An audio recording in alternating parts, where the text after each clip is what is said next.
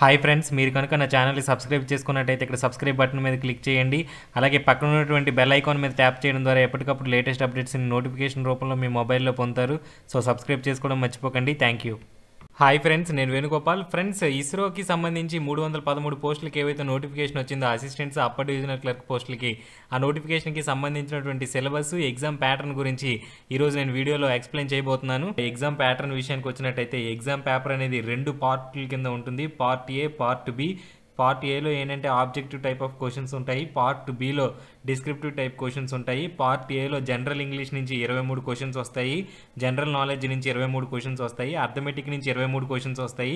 Reasoning నుంచి 13 questions వస్తాయి. అలాగే కంప్యూటర్ లిటరసీ నుంచి 8 క్వశ్చన్స్ రావడం జరుగుతుంది. ఒక్కొక్క క్వశ్చన్కి కూడా 3 మార్క్స్. నెగిటివ్ మార్కింగ్ కూడా ఉంటుంది. ఒక్కొక్క రాంగ్ ఆన్సర్కి 1 మార్క్ అనేది నెగిటివ్ మార్క్ ఉంటుంది. అలాగే పార్ట్ బిలో ఇంగ్లీష్ లాంగ్వేజ్ నుంచి కానీ ఏదైనా ఎస్ఏ కానీ రాయమని చెప్పి అడుగుతారు. 3 క్వశ్చన్స్ ఉంటాయి. ఒక్కొక్క క్వశ్చన్కి కూడా 10 marks.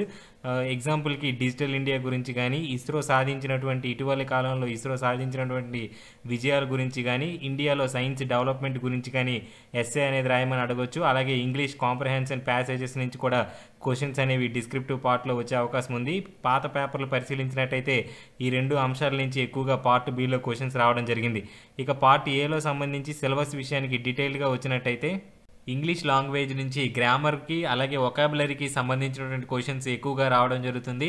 Comprehension, active voice, passive voice, transformation of sentences, tenses, sequence of tenses, అలాగే వొకాబులరీ, సినానిమ్స్, నరేషన్కి సంబంధించి డైరెక్ట్ అండ్ ఇండైరెక్ట్ నరేషన్స్కి సంబంధించినటువంటి క్వశ్చన్స్ వస్తాయి.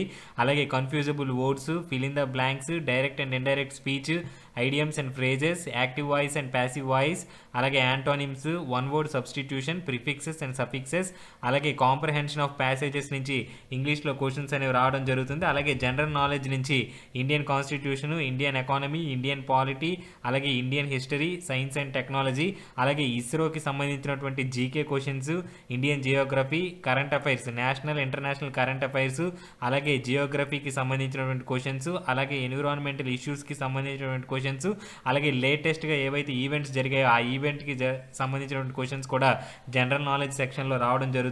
అలాగే కంప్యూటర్ లిటరసీ నుంచి MS Word, MS PowerPoint, software, hardware, operating systems, ఇంటర్నెట్కి సంబంధించినటువంటి క్వశ్చన్స్, అలాగే సిస్టమ్ బయోస్కి సంబంధించినటువంటి questions, history of computers. So ఈ రకంగా కంప్యూటర్ నాలెడ్జ్కి సంబంధించిన క్వశ్చన్స్ వస్తాయి. బేసిక్ కంప్యూటర్ నాలెడ్జ్ ఉంటే సరిపోతుంది కాబట్టి బేసిక్ లెవెల్లోనే ఆ క్వశ్చన్స్ అనేవి ఉండడం జరుగుతుంది. అలాగే రీజనింగ్ సెక్షన్ నుంచి problem solving, classification, number series, arithmetical computation, blood relations, similarities and differences, decision making, data sufficiency, analytical functions, figure, visual memory, relationship concept, syllogism, input output analysis, coding and decoding, ranking, direction, alphabet test నుంచి questions అనేవి రావడం జరుగుతాయి. అలాగే arithmetic section నుంచి ratio and proportion, average, discount, measurement, simplification, fractions, ratio and proportion, percentages, mixers and allegations, work and time, percentage, profit and loss, simple and compound interest, data interpretation, decimals, LCM and HCF, number systems, simplification నుంచి questions అనేవి రావడం జరుగుతుంది. So ఈ రకంగా syllabus అనేది ఉంటుంది. ఈ సిలబస్లో ఉన్నటువంటి అంశాలపైన ఎక్కువగా క్వశ్చన్స్ వచ్చే అవకాశం ఉంది. పాత పేపర్లలో ఈ అంశాల నుంచి ఎక్కువగా. సో ఫ్రెండ్స్, ఈ రకంగా ఎగ్జామ్ ప్యాటర్న్, సిలబస్ అనేది ఉంటుంది. రిటర్న్ టెస్ట్లో క్వాలిఫై అయిన వాళ్ళని స్కిల్ టెస్ట్కి పిలుస్తారు.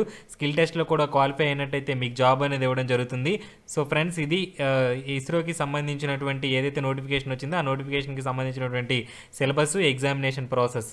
ఫ్రెండ్స్, నా ఛానల్ని సబ్స్క్రైబ్ చేసుకున్నట్టయితే ఇటువంటి అప్డేట్స్ మీరు ఎప్పటికప్పుడు మిస్ అవ్వకుండా పొందుతారు. సో సబ్స్క్రైబ్ చేసుకోవడం మర్చిపోకండి. Thank you friends, have a nice day.